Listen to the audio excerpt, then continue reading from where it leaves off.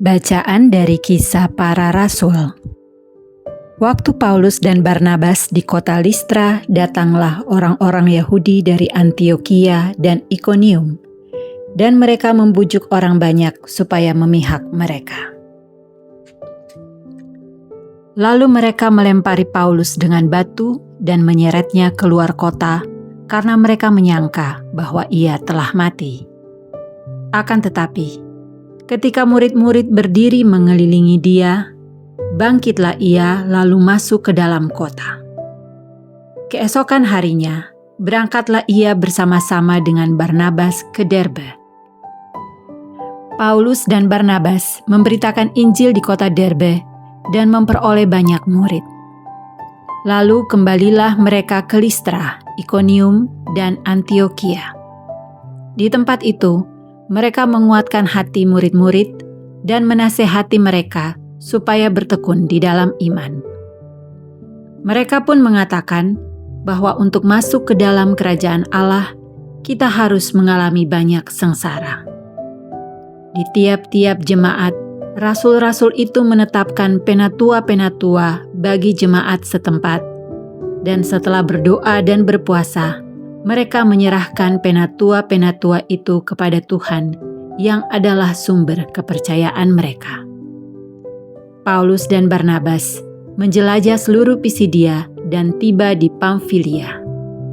Di situ mereka memberitakan firman di Perga, lalu pergi ke Atalia di pantai. Dari situ berlayarlah mereka ke Antiokhia.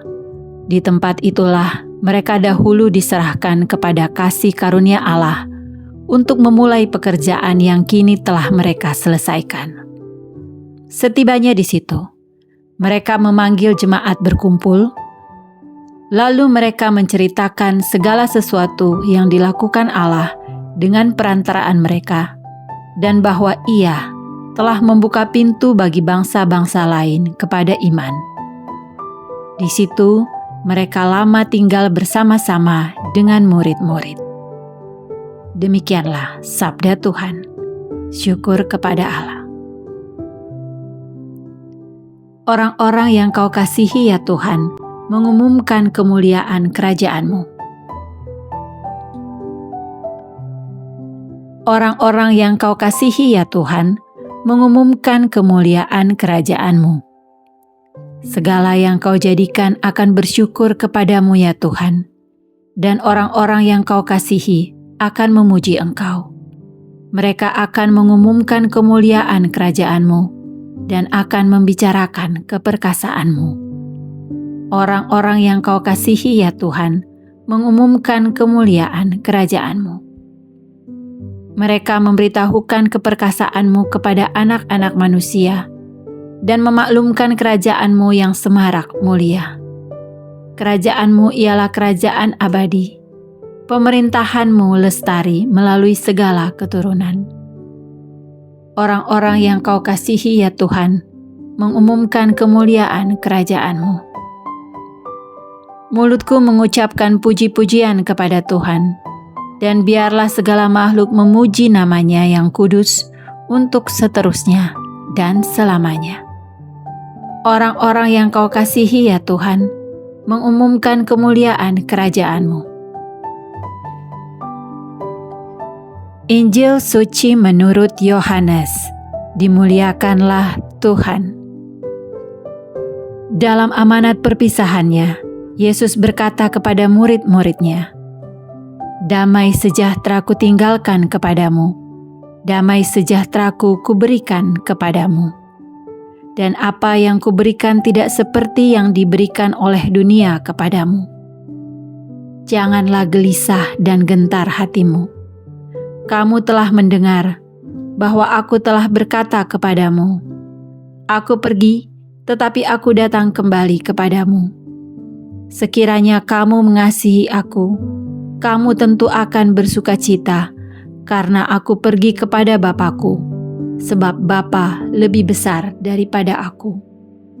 Sekarang juga Aku mengatakannya kepadamu sebelum hal itu terjadi, supaya apabila hal itu terjadi, kamu percaya." Tidak banyak lagi aku berkata-kata dengan kamu, sebab penguasa dunia ini datang, namun ia tidak berkuasa sedikit pun atas diriku.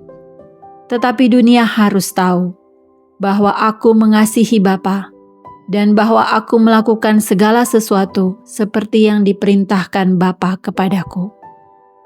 Demikianlah sabda Tuhan. Terpujilah Kristus. Setiap orang membutuhkan damai sejahtera dalam hatinya, agar dapat hidup bahagia dan penuh sukacita. Yesus tahu apa yang dibutuhkan oleh para murid-Nya, sehingga Ia dalam amanat perpisahannya memberikan damai itu kepada mereka. Damai yang diberikan Yesus membawa keberanian dan sukacita dalam menjalani hidup. Lalu bagaimana damai kita terhadap sesama? Apakah sudah menggambarkan Kristus yang hidup dalam hati kita? Marilah kita berdoa.